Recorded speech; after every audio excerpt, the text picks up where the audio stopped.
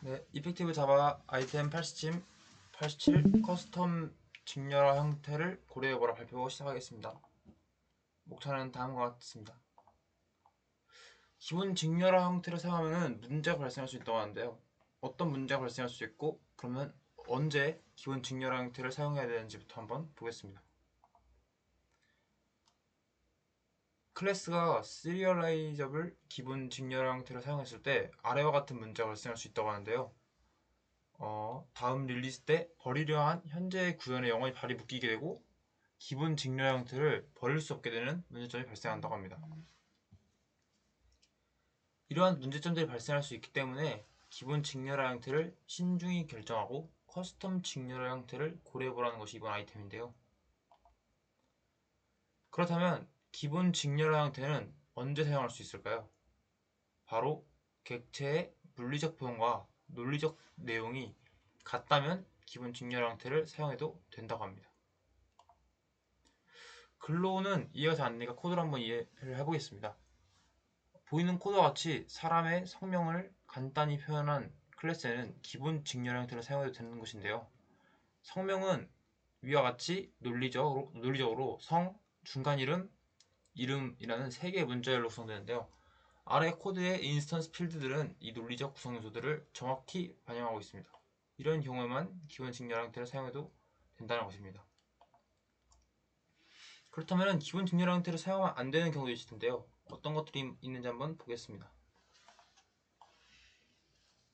기본 직렬 형태를 사용하면 안 되는, 즉 적합하지 않은 예시를 코드로 한번 보겠습니다. 바로 문자열 리스트를 표현하는 클래스인데요.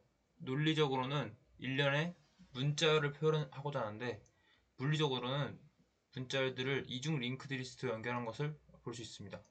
이렇게 엔트리라는 스태틱 내부 클래스가 있고 엔트리 넥스트랑 프리비어스로 이중 링크드 리스트죠. 물리적 표현과 논리적 표현이 같지 않기 때문에 기본 직렬 형태를 사용하면 안 되는 것이라고 합니다.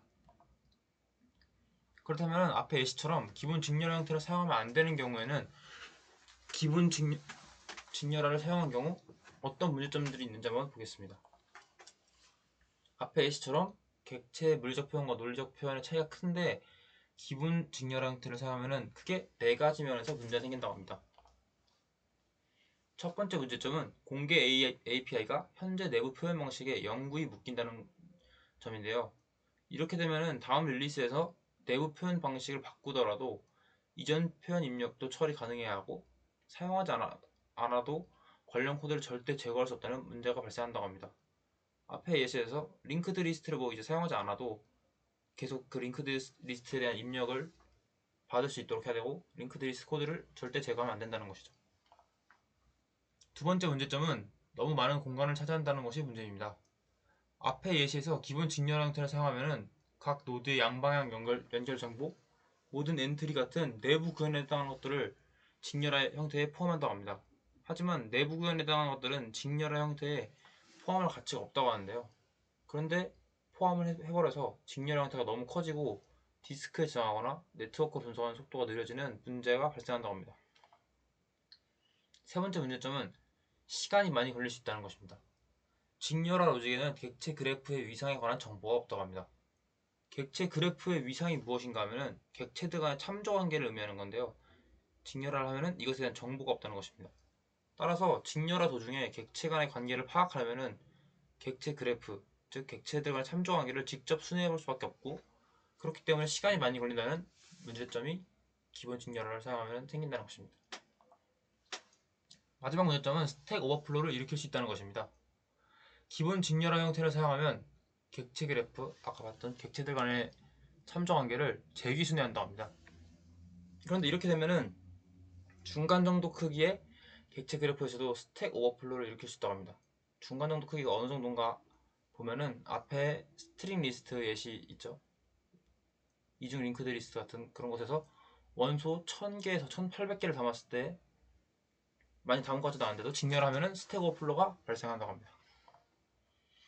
그렇다면 이렇게 기본 직렬 형태를 사용하면 안 되는 클래스에서는 어떻게 해야 할까요? 바로 이번 아이템에서 말하는 커스텀 직렬 형태를 사용해야 합니다. 앞에서 문제가 된 스트링 리스트의 합리적인 직렬 형태가 어떤 것이 있는지 한번 보겠습니다.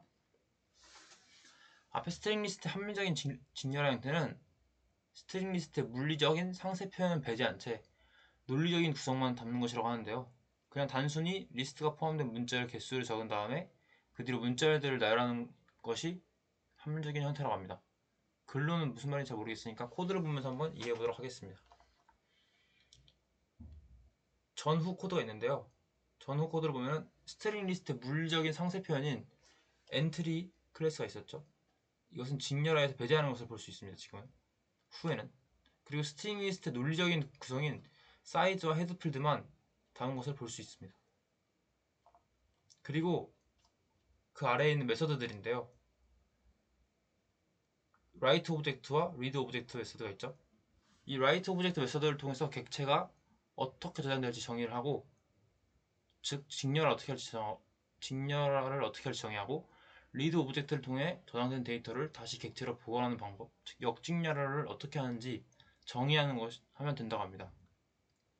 그리고 코드에서 보면은 각각 메서드들은 디폴트 write 오브젝트와 디폴트 read 오브젝트 메서드를 호출하는데, 이 메서드들이 기본 직렬, 역직렬화를 수행한다고 합니다.